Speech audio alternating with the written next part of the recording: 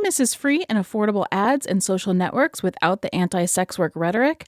Assembly 4 is a team of sex workers and technologists in Melbourne, Australia, aiming to bring back free and fair advertising and social spaces to the sex working community. They also give back to organizations based in harm reduction, sex work, and education.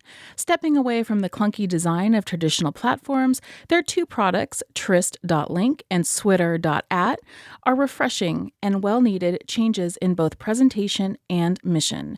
Both are free to join and open to all. In the words of an A4 user, from the policies to the language to the advice and tips, it makes such a big difference to feel encouraged and supported instead of policed. Check out their website, assembly4.com, for the word and not the number, for more info.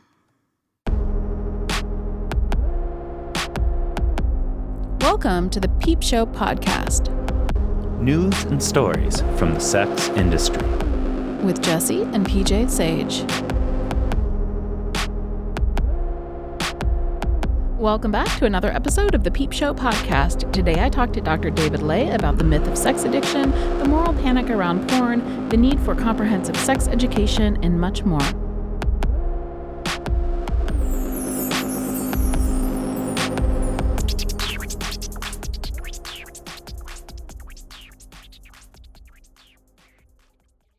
Hey, I'm Adrian, one of the hosts of After Adult Podcast. My porn name should be Mozart Fremont, but you probably know me better by my actual porn name, Siri. I'm Rachel, but my porn name would be Woody 16th Avenue.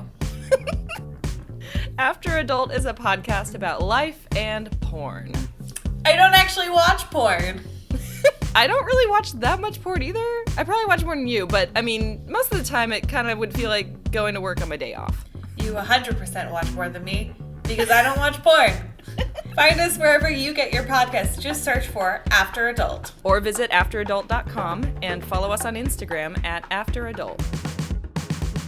Hello and welcome back to another episode of the Peep Show podcast. It's Jessie Sage. It's just me today. That's not true. I have a great guest. My guest this week is Dr. David Ley, and we are going to be talking about sex addiction. I actually invited him on to talk about sex addiction in the wake of last month's killings in Atlanta. And the reason that I wanted to talk to him is he's an expert on the notion of like sex addiction and how it's constructed in like therapeutic practices. And the killer had said that he was a sex addict. So I wanted to kind of get into what it is that meant. And we did talk about that, but we also got to talk about a lot of other interesting things. We talked about briefly about cuckolding, about non-monogamy, about sex education. So I think that you all will enjoy the conversation that we had. It is just me today, and it's just me because PJ's been kind of sick. Actually, he's been very sick. So I don't know. He got a stomach flu and he's been throwing up. So it's probably TMI, but I think he's going to be fine. It's actually really hard for him right now. So he's recovered from his cancer and his chemotherapy in the sense that he's back out and working and doing the things that he needs to do. And all of his cancer screenings are coming back negative, which is amazing. But he went through like a lot of physical trauma with his surgery and his chemo. And so anytime any of us in the household get a little bit sick, he gets really sick. It like knocks him out. So we're working on like rebuilding his strength like slowly. And in the meantime, I'm happy to just kind of take over where I can. So I hope you don't mind the sound of my voice today, since it is going to be a lot more me than normal. So that's what we have going on here. I've been So I know I told you all in previous episodes, I haven't talked about it much though, that I have a book that I'm supposed to be writing. And when I say I'm supposed to be writing, it's because since I got the book deal, I haven't been writing it. But I am mulling it all over in my head. And the other thing that I've been busy doing is getting a space ready in my house so that I have like a really nice writing space where I can be alone to do it. And that means that I've kind of rearranged like half of the house in order to accommodate that. And we live in this old house. It's like a 1935 house. And when I was trying to get the walls ready to paint them, like one of the whole walls crumbled and we had to replaster the whole thing. So it's been quite a project, way bigger of a project than I wanted to take on. So I would say in the last couple of weeks, PJ has been sick and we've been doing housework, like really heavy duty housework. So if I've been kind of quiet, it's because I've been busy with that. But, moving along, and my room is almost ready and I'm really excited about it. And I'll show you pictures when I actually decorate it and turn it into like a Jessie Sage writing haven that I'm so excited about. But I don't want to talk much more. I want to get on to our episode. Let's see. I don't think I have very many announcements. We have a couple of articles coming out in the next couple of weeks that I think you will really like. So stay tuned on Peep Show Magazine for that. Next week, I am going to have Trip Richards on. We're going to be talking about being a trans porn performer. And I have a lot of other cool stuff up my sleeve as well. So keep checking us out on Twitter at Peep Show Mag. Peep Show Mag, all one word, and at our website, peepshowmagazine.com. And with that, I want to turn to my interview with Dr. David Ley.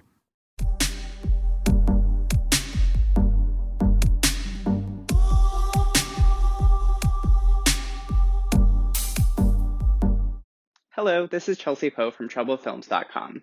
I'm here to tell you about getting access to hot BDSM, queer, trans, and dyke porn all in one place. With code PeepShow21, you can get 21% off your next order from TroubleFilms.com. Again, that's code PeepShow21, TroubleFilms.com.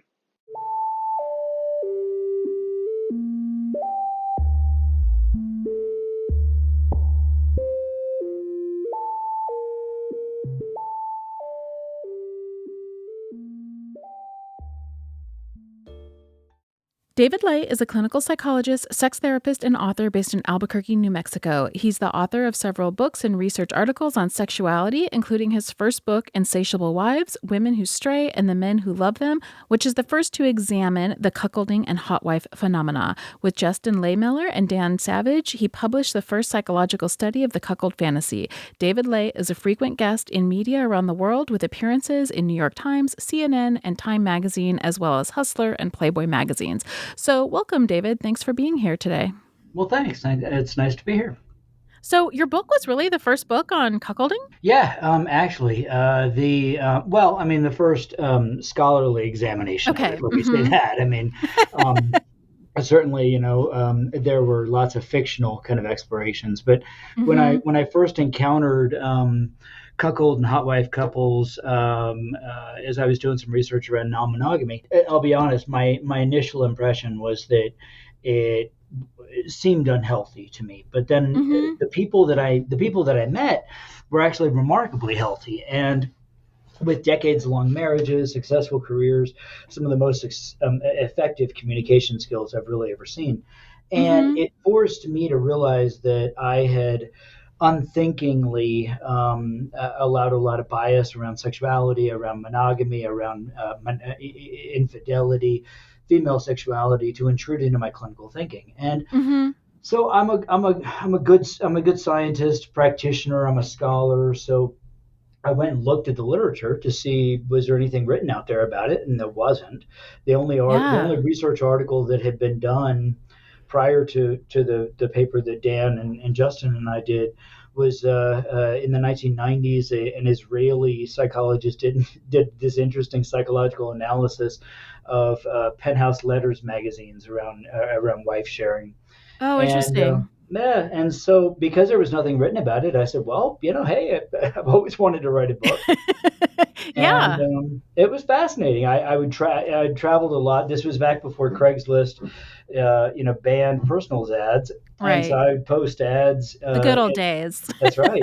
I'd post ads looking for cuckold hot wife couples, and they would send me, naked pictures of the wife, and I would say, thank you very much. She's lovely. But I really would just like to talk to you. And I met some amazing people. I heard incredible, interesting stories, and it really launched me into a new phase of my career where I became a certified sex therapist, a supervisor. I do training around the world. Oh wow, your cuckold research launched your career in that way, or set you on the career path, I should say. Yeah, the book.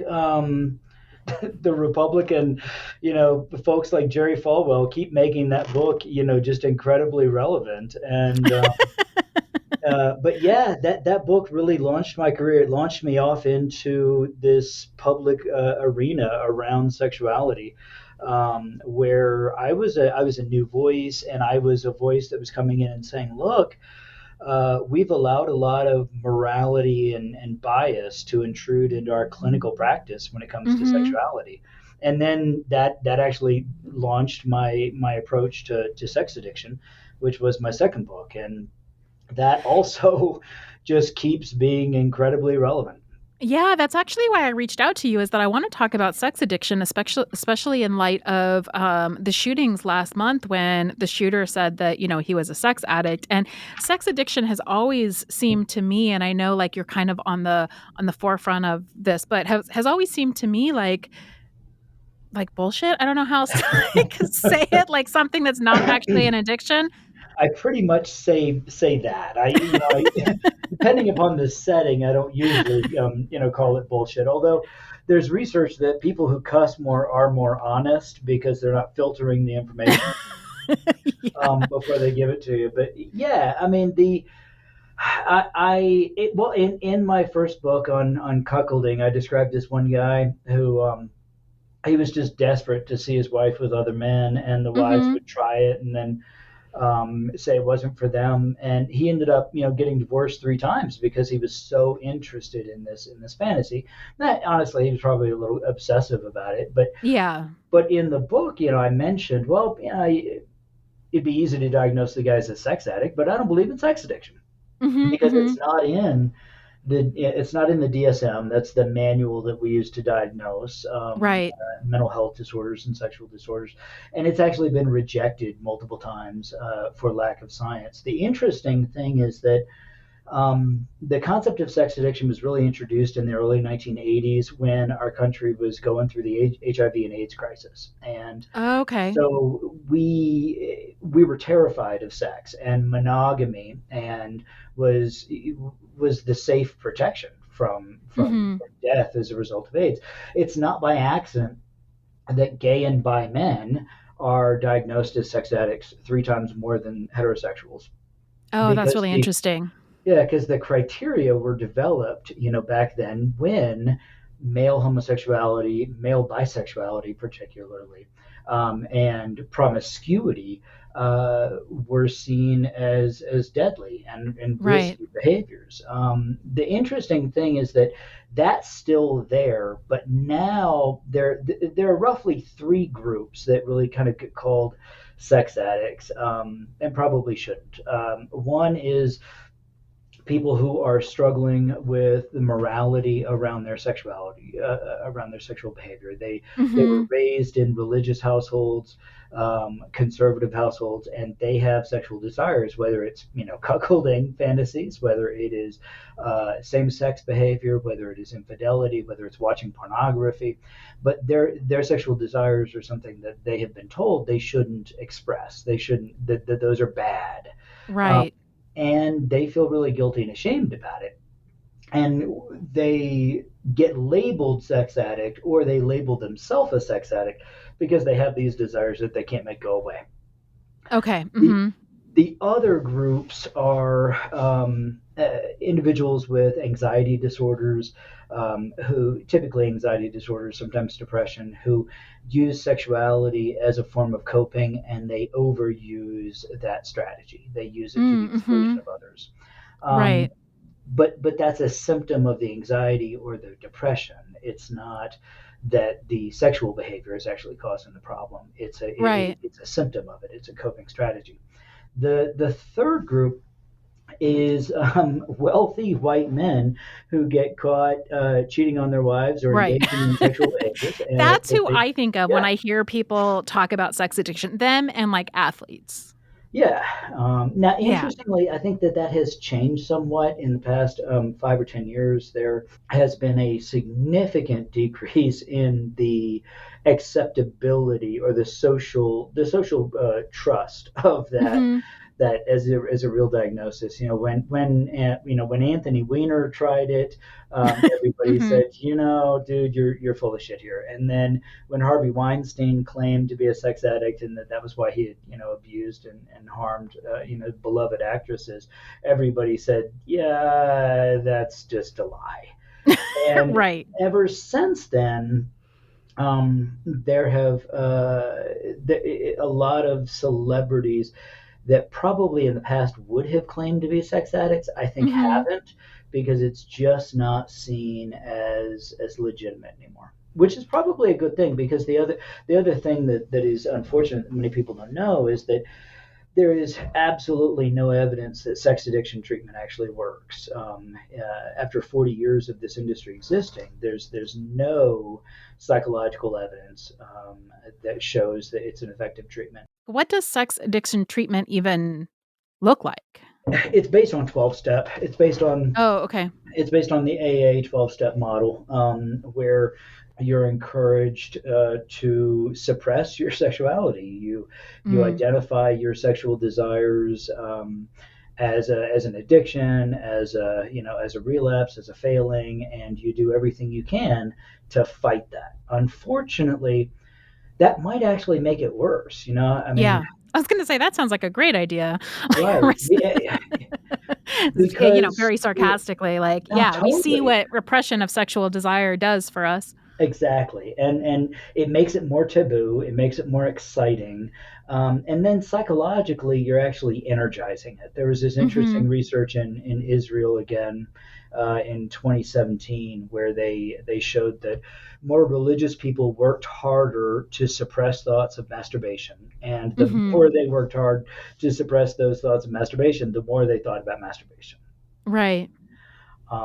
So it probably is not an effective treatment. And for some folks, it may make it worse, particularly because when we focus on the sex, we're not focusing on the real issues. We're not focusing on the moral conflict. Why are you so afraid of your sexual behaviors, of these sexual desires, when other people that have these same desires don't have the same level of fear that you do? And let's talk about the moral conflict that you have. And I'm not arguing with your morality or your religion, but are you sure as an adult that you endorse those values?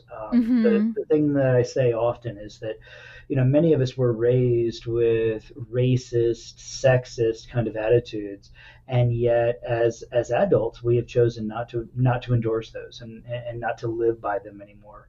Right. We can do the same thing when it comes to sexual values if we sit and examine them now with adult modern eyes. Yeah, I mean, I think that's really interesting because, I'm not a therapist, but I am a sex worker, and that means that I have a lot of clients who, divulge to me things that they're struggling with or they're feeling guilty about. I mean, last night was a good example of this when I was talking to somebody who was talking about a attraction that he was having to a woman that was friends with him and his wife, and this seemed like a very, very big conflict to him, like a moral dilemma almost, and I was struggling to figure out how to respond to this because he was asking me well, what should I do about this? And I was like, what do you mean? What should you do about it? This hardly seems this is a non-issue. People have attractions to people. What do you want to do about it? And I have to sometimes remember, and I was thinking about this as you were talking about this whole kind of Foucauldian repression leads to obsession, or repression is just the other side of obsession, when we're trying so hard to fight our desires, it almost lights a fire under them and turns them into an issue when it doesn't necessarily need to be, and I'm not trying to make light of this person's experience or saying that there's something wrong with him questioning himself about feeling this attraction. But to me, I was wondering why is this such a what exactly is it about this that has become so big in your head, instead of just being oh, I find her attractive, and then just moving on, allowing yourself to have that thought and go on with your life. Yeah, I mean, you're basically describing a form of therapy called acceptance and commitment therapy, which Mm-hmm. I believe is quite effective and useful, and it teaches us to recognize that our thoughts are not us, that we can sit and observe our thoughts, that our feelings are the same thing. We can have a feeling and sit and look at it, experience it, but not have to act on it. Mm-hmm. And the same is true with these sexual arousals or feelings. There's always this question or this belief that it means something. Mm-hmm. It means something that I'm attracted to this woman. Well, Right. maybe not. And and Right. and also, you can just have that feeling and let it sit there. And Right. if you don't act on it, or it might go away. It Mm-hmm. we Yeah, in there's something treatment, about this, like, turning it over right? and Yeah, problematizing it and thinking yeah, about what are you gonna do and are you gonna tell your spouse, and there's almost like a confessional, like, yeah. nature of our culture around sexuality that, I wonder what that does for us. Therapy and our approach to sexuality is very based in a lot of that, religion, Mhm. confessional. I must I must absolve myself of these Right. feelings. And the reality is that these feelings are human. Yeah. They're just kind of part of us. They don't have to be all of us. Mhm. And one of the things that I point out often is that the harder you fight something, actually, the stronger it gets. And Right.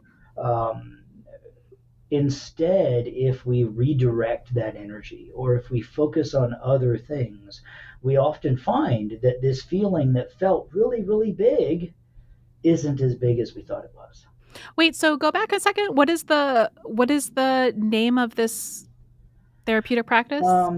Called acceptance and commitment therapy, and Okay. Mhm. and so it invites us to just sort of accept these thoughts and feelings Mhm. as parts of ourselves, but then make decisions about how we're going to how we're going to behave Mhm. separate from those feelings. We can allow those feelings to be part of ourselves, but they're not all of us.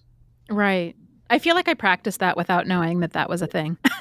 I think there are a lot of wise people out there that do, and they're always really happy when just like you, they find out, oh, that's a thing. Yep. Yeah, I do that with my clients all the time.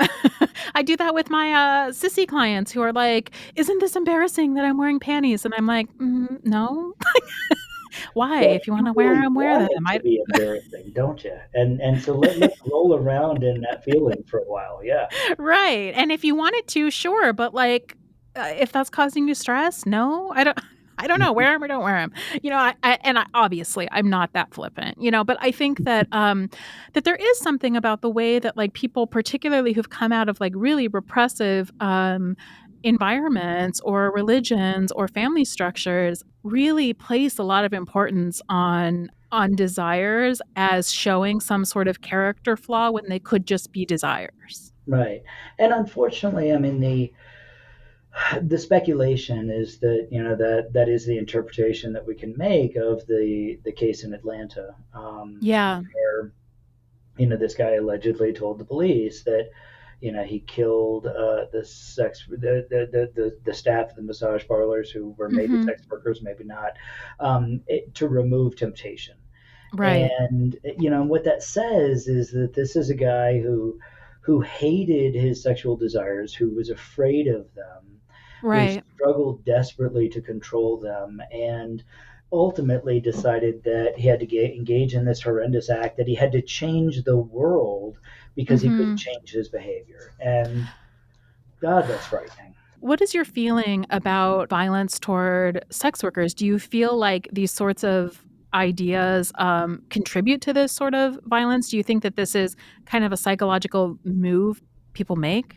Um, I know that's kind of a broad question, but I mean, that's kind of what I was thinking about when this happened, is that, yeah, like, this person is using this as an excuse toward, like, violence against sex workers, but it seems like even deeper than that. I mean, and like you said, they may or may not have been sex workers, but regardless of that fact, like he was seeing them as a sexual temptation. So that's right. It reflects the long history of particularly religious conservatives blaming wicked women like you Mhm.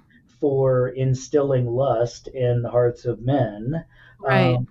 And it is the extreme version of the girls in high school being told not to wear spaghetti strap dresses Yeah, because absolutely. their shoulders might cause a man to lust or to lapse or to lose control. And Right, right. as a man, I can say, my sexual self control is my fucking issue. Yeah. Your shoulders are lovely, but they're not gonna make me make a decision that is not my decision. Right. Mhm. And that ultimately is the thing that I hate the most about the sex addiction movement and about a lot of this modern dialogue around porn addiction and around Right. all of these issues is that it takes responsibility away from the person and it puts it on this sexuality and on this sexual object. Yeah, I'm sorry, I didn't mean to cut you off, but I feel like that's so ingrained in our culture, though. I mean, I spent a lot of my career prior to now teaching at universities. And when my college students would come in as freshmen and they would get the freshman orientation discussion about like rape culture, it was geared toward women and what women could do to protect themselves, which is important lessons, but it wasn't respect somebody's consent, Right. don't sleep with that or don't try to have sex with them if they're too inebriated to make a decision. It wasn't any of that. It wasn't the responsibility on perpetrators. It was don't wear this outfit, don't go anywhere alone, don't do X, Y, and Z. The fact that we're teaching very young women that they're somehow responsible for the behavior of men vis-a-vis them is part of this cultural problem. It is. I mean, so here's the funny thing is that so let me say, when did I go to college? I went to college in freshman year was 91, and Mhm. I went to college at Ole Miss, University of Mississippi in Oxford, Mississippi, and Okay. freshman orientation. They brought in this conservative pastor who told us, the horror of a man that he had worked with who could only get erect to have sex with his wife if there was a Playboy centerfold laying on the bed next to her. And and we all laugh, but the thing is, in a lot of those traditions, I mean, that story is still being told that, oh, look, porn, watching too much porn causes erectile, dysfunction, Yeah. Mhm. and stuff like that. But I mean, it was wild to tell that, that they thought it was important to tell college freshmen that, to try to instill this fear of pornography, Mhm. and it did. It made me afraid of pornography. I mean, I don't think I looked at pornography for about 8 or 10 hours after that.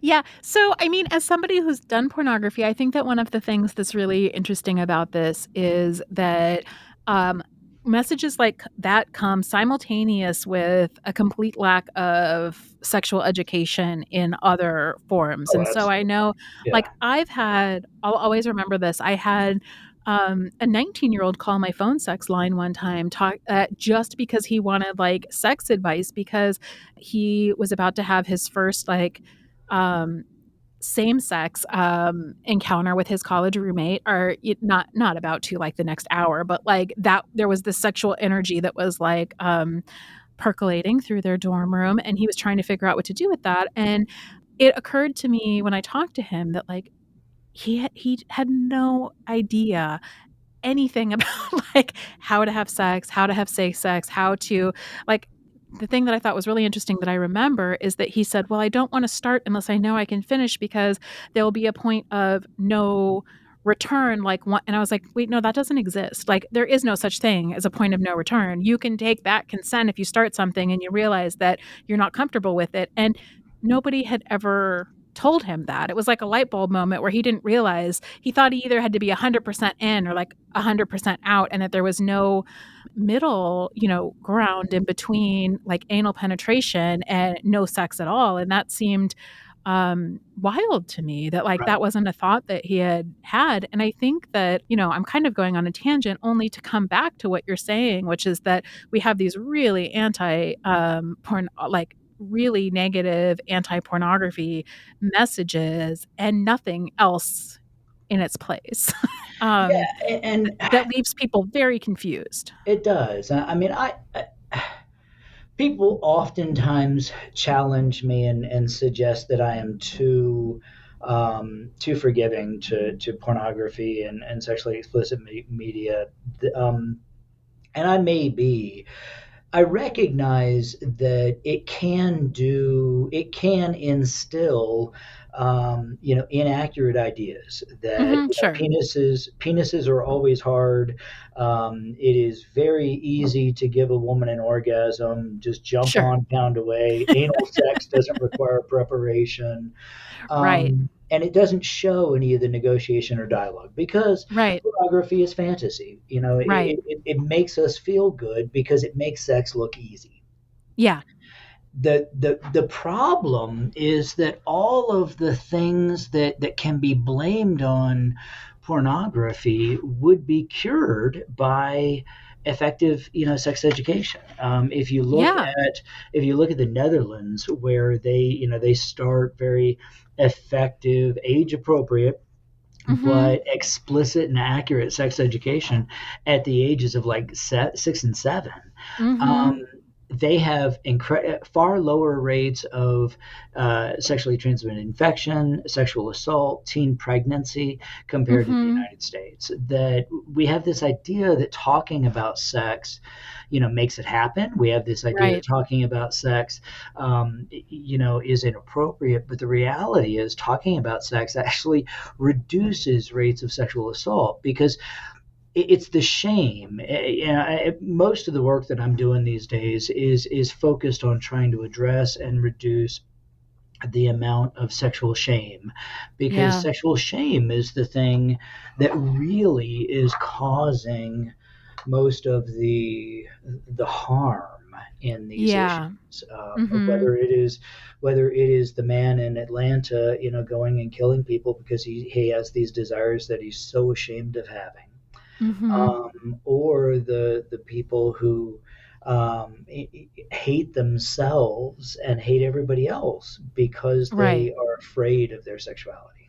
Yeah, that all seems really right to me. And I know, just like as a parent, one of the things that I've done with my own teenage kids is say, about pornography in particular, is to say that, pornography isn't bad, but pornography is entertainment, and that it needs to be viewed like as entertainment that is cutting out like all of the things that you just mentioned, because it doesn't provide a holistic overview of like how to go about sexual interactions or sexual relationships. But that's not really its job. But the problem is that we don't have the other stuff.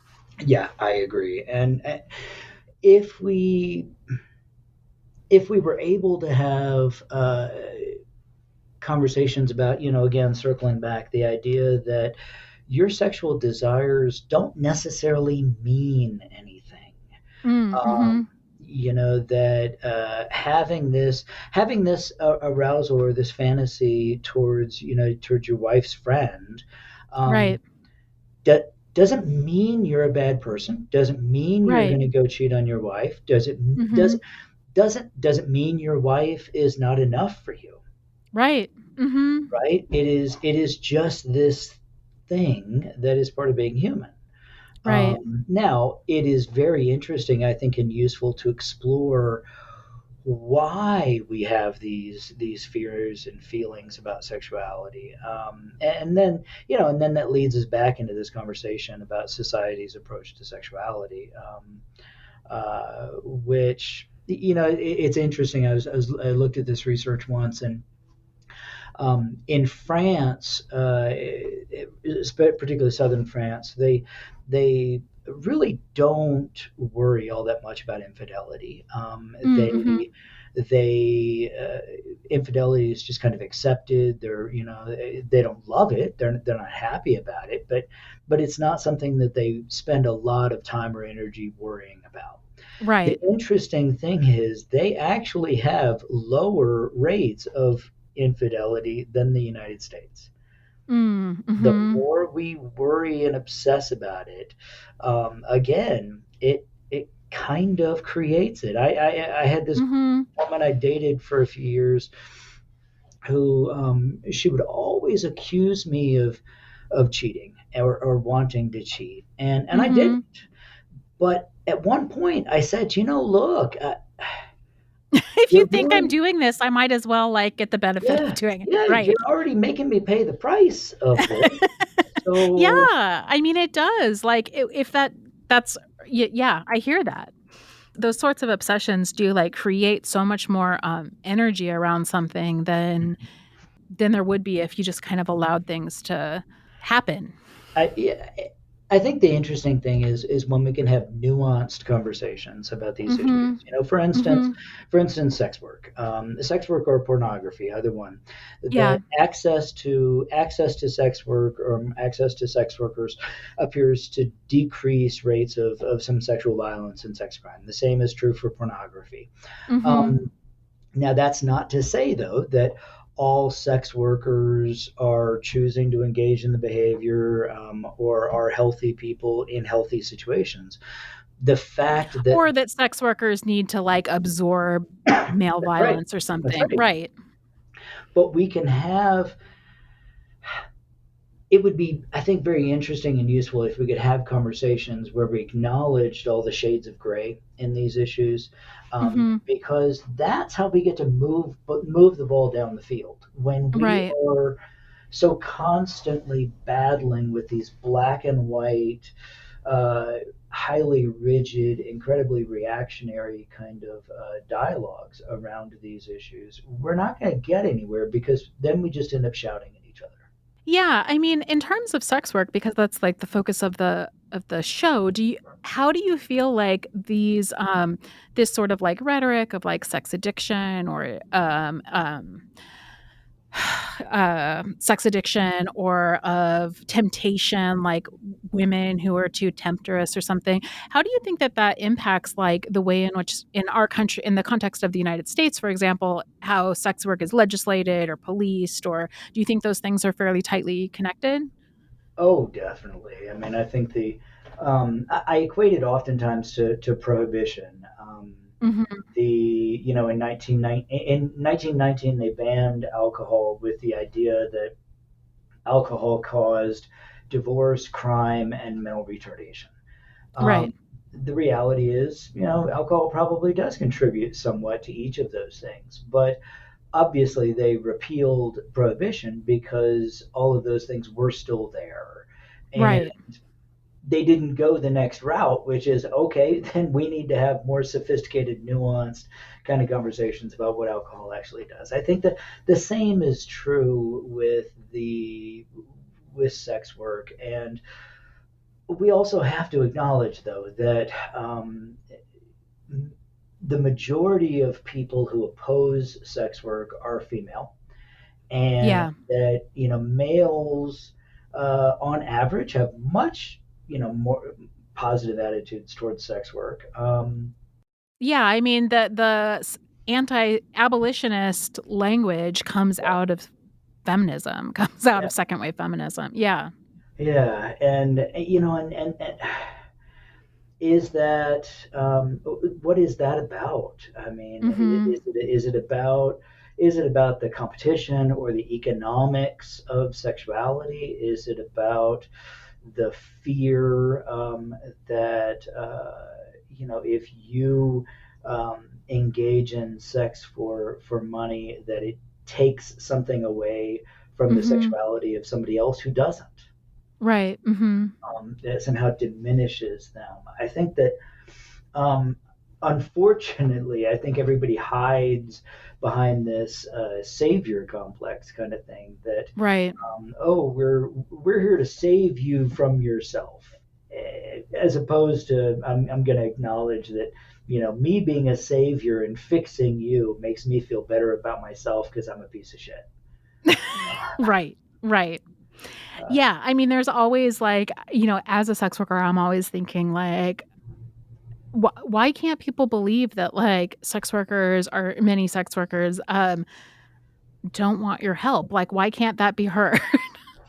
I'm sure you've talked about it. Pineapple Support Network. I think they've changed their name, but it's still Pineapple something. Is an organization that exists specifically to help connect sex workers to therapists who will not be judgmental and who don't approach them with the idea that they have to save them. And that's one of the things that I do a lot of training on with therapists, because unfortunately the dirty secret is that most therapists, about 90% of therapists, have no training on sexuality. And which is wild, given that, the more sex people have, the higher life satisfaction they have. The more sex people have, the longer they live, for God's sake.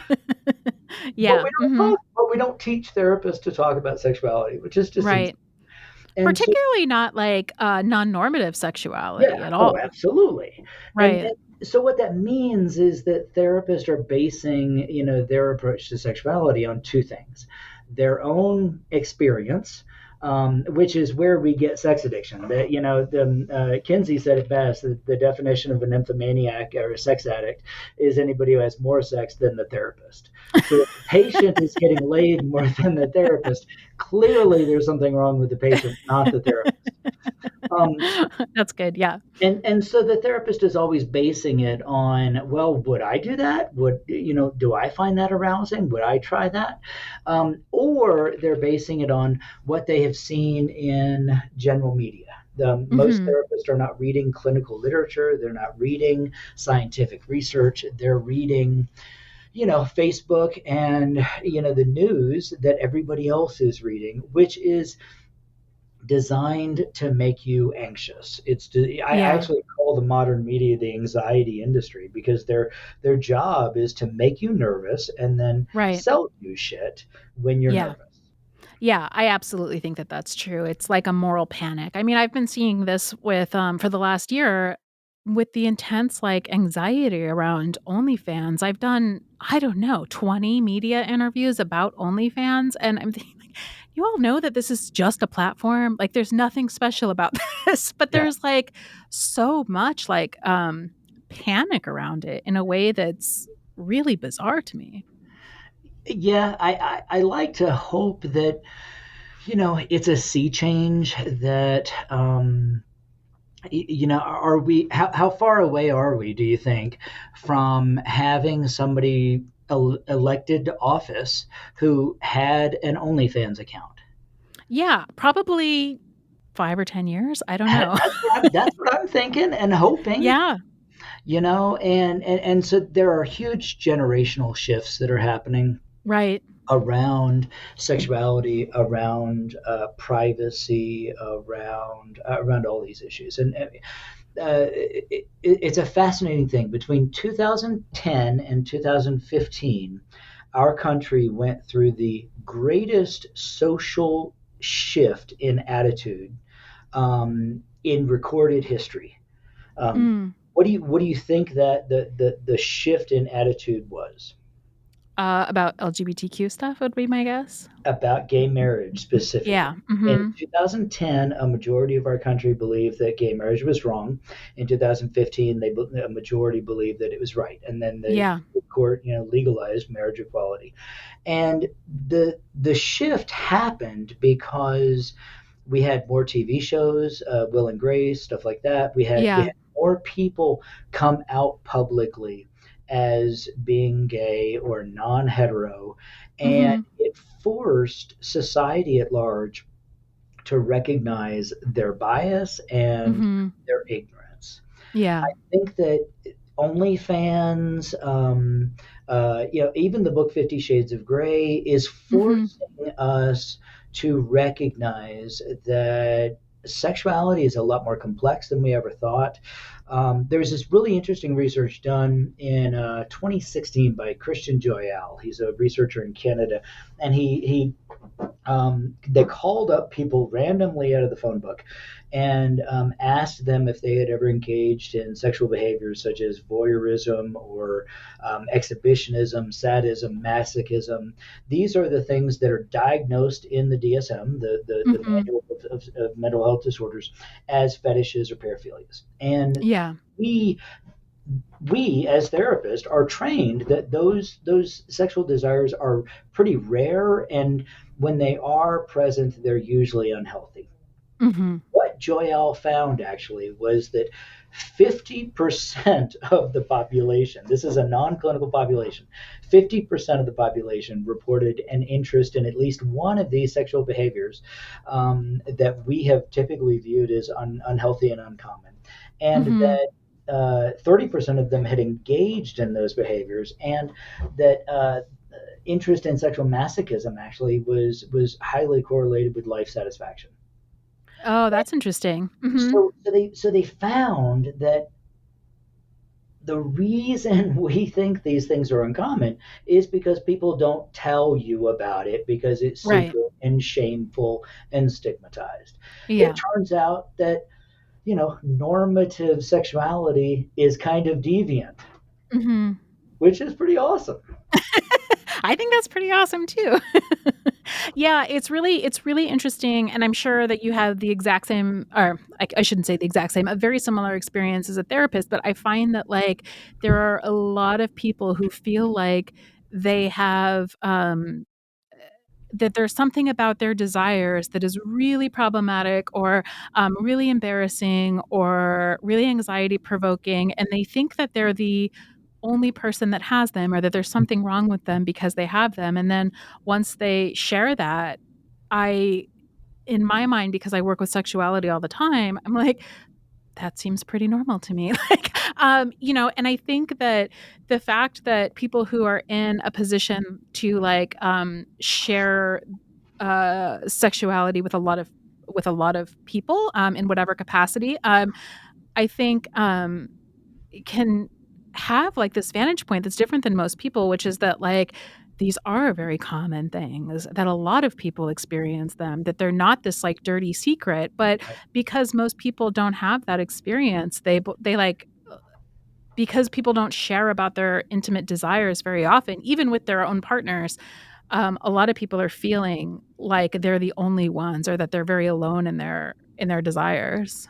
There's interesting research that actually shows a parallel with your experience that you just described in people who watch pornography and in people who engage in swinging or non-monogamy. That people who watch pornography, believe it or not, over time become more accepting of other people's sexuality, more accepting of sexual diversity. And the same is true in non-monogamy, that there is something about being exposed to the sexuality of other people that breaks down this internal belief that there is one right kind of sexuality and it's mine, right?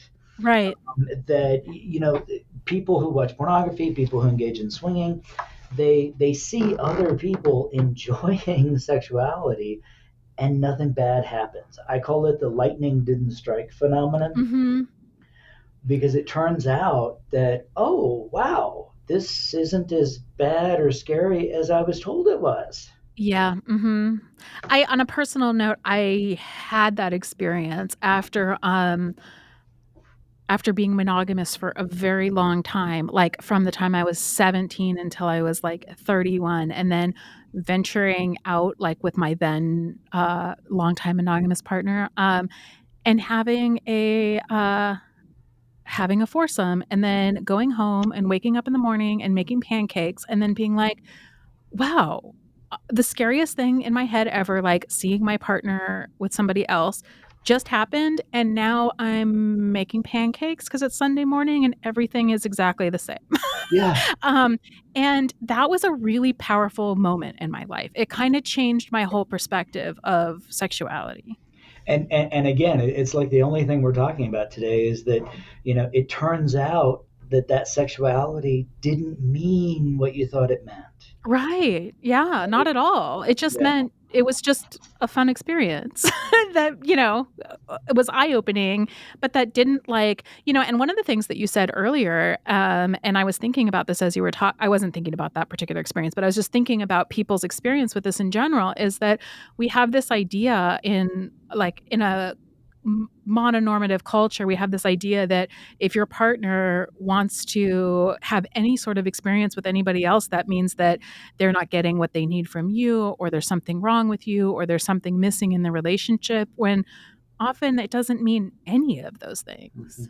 Now, Esther Perel is a friend and colleague of mine. Mhm. She has a brilliant kind of statement where she says, oftentimes when people engage in affairs, they're not looking for other people. They're actually looking to be another person. And Yeah. basically, Mhm. they are wanting to explore different aspects of their identity or their personality, Mhm. and kind of break out of the mold. Yeah. And I think when we look at it that way, we can see, oh, maybe it's not that this relationship, that there's something wrong with it, but that there are aspects of you that you're not getting to express. Right, right. One of the Yeah, and I sad, mean, you can't yeah, expect one person to bring out, right. all of those parts of you. I don't think that's a realistic expectation. Yeah, and it's not to say that that non-monogamy is right for everybody, because it's not. I, Sure. I think, Right. in fact, I think it takes a lot of sophistication to make non-monogamy work in a mononormative culture, Right. as you say. Mhm. But we can achieve the same effect through acceptance without stepping outside the relationship. One of the things Yes. Uh-huh. that I speak about is this interesting research with bisexuality, and with that shows that the majority of bisexuals are in heterosexual marriages and relationships, and when they are in a relationship with a partner who does not accept their heterosexuality or their bisexuality, that the bisexual person is at incredibly high risk of depression, anxiety, suicidal thoughts, self-harm, pretty serious distress. And Yeah. it's not that the bisexual is necessarily looking to engage in sexuality outside the relationship, but because they are being shamed, because they're not being accepted for that aspect of themselves, it Mhm. creates that ill health. Again, it's the same thing we've been talking about, that if you're bisexual, then you can't be satisfied with me, and that means something. It means there's something wrong with you. It means there's something wrong with me. Right. And the more I hate that, the more I hate you for having this desire that doesn't fit us, the worse it gets. It creates that shame, Mhm. which ultimately results in the pain and the suffering. Yeah. I could just continue this conversation forever, because I'm thinking about all the things I wanted to talk to you about, but I don't want to take up too much of your time. Um, but yeah, I mean, I think all of this is really, really interesting, and really important to have these kind of conversations, so we can think about who we are sexually, in our relationships, and what that means, and how to get the most out of the relationships without accepting all of the shame that we're fed. And one of the things that you said at the beginning that I thought was a really good way to put it is to think about whether those messages that you got as a young person are things that you still want to hang on to, and that serve you as an adult, and what we want to shed, which isn't an easy process, obviously.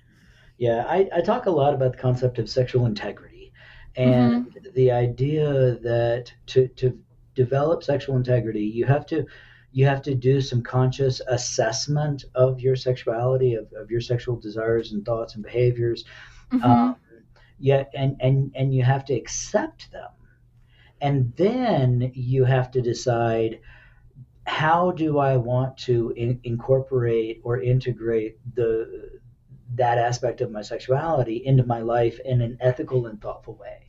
Right. Um, but we're taught, unfortunately, to keep our sexuality secret, to be ashamed of it, to hide it, and so there's never this encouragement to do some kind of self-assessment, some self-awareness. One of the questions I often ask people is, how do you feel about the pornography that you watch, and Yeah. what do you think it means? What do you think it tells you about your sexuality, the pornography that you watch? Yeah. And when I see guys that they follow certain performers or sex workers like yourself, etc., and I say, so what is it that you like about her? What is it that you find so intriguing about her?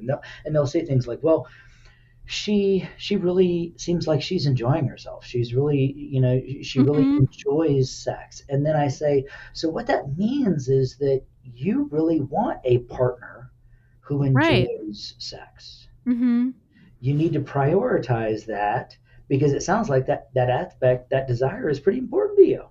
Right. That's actually like part of their desire, That's is to right. like be able to elicit that like in a partner. And so that, again, I think is one of the things that when we start to think about our sexuality without all the shame, without all the fear, maybe there are messages and meanings in our sexuality, but it's not about what kind of person you are. It is, however, about what kind of sexuality you want in order to be happy and satisfied. Yeah. And that's like could be so many different things to so many different people.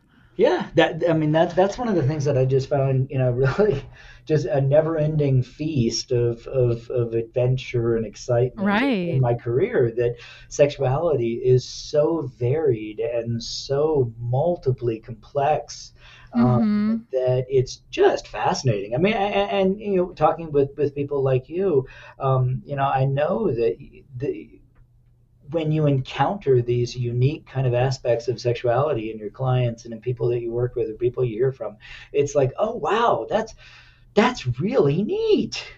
Yeah, and then things that like I never thought of before. But the other thing I think that's so interesting to me is the way that people negotiate sexuality to be like very healing for them, and and to me that's really beautiful. Like I'm thinking about this piece that I wrote I don't know, 6 months ago or something, I can't remember, I do remember because it was Locktober, it was during October. So, when I was talking about, like, chastity, and I interviewed a bunch of different people who considered themselves, into, like, chastity, and forced chastity, and, one of the men that I interviewed, his wife has I don't exactly remember, fibromyalgia or something where she has like a lot of pain and isn't always open for sex. And one of the things that they were able to do and able to like negotiate within their relationship is that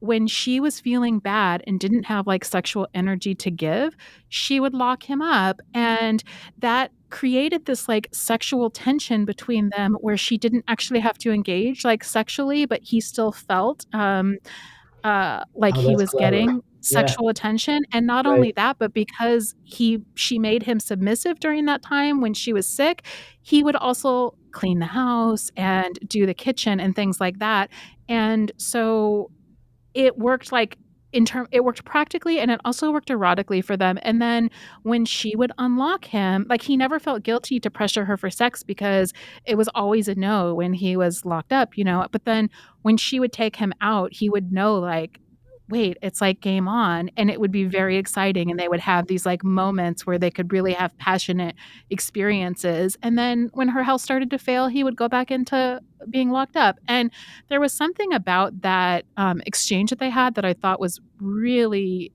beautiful, that they like turned this thing that's like a fetishy thing into the way that they cope with her illness. That's that's so clever. I mean, just Yeah. it's so adaptive and Mhm. really and beautiful and accepting on both sides. Yeah. Absolutely. Yeah, well, I think we are running up on time, but I want to tell you that it was really fun to talk to you. I wanted to talk to you about a bunch of other things, but there was things that just unfolded by themselves. So I very much appreciated this conversation, and it makes me think Absolutely. that we should try this again sometime. Sounds good. It's nice to talk to you finally. I certainly enjoy you on social media. You have a wonderful presence. It's neat to see you talking and writing and speaking about these things. And I'm just so happy that there are people like you out there Oh, that thank are doing you. that. So thank you. Can you tell our audience where they could find your books and you on social media? Sure. DavidLayPhD.com. Last name is Ley, even though it sounds like Lay, but the last name Lay, I You really, got a good name for your job. yeah, I really, yeah, I only had the option of being a sex therapist or a politician involved in a sex scandal, but Anthony Weiner is clearly the most appropriately, Yeah. a politician. So yeah, DavidLayPhD.com, or on Twitter, I think Dr. David Lay, are the two kind of easiest ways to reach me and find links to my books and all that good stuff. Great. Thank you so much. It was nice to chat with you today, David. Likewise. Thank you, Jessie.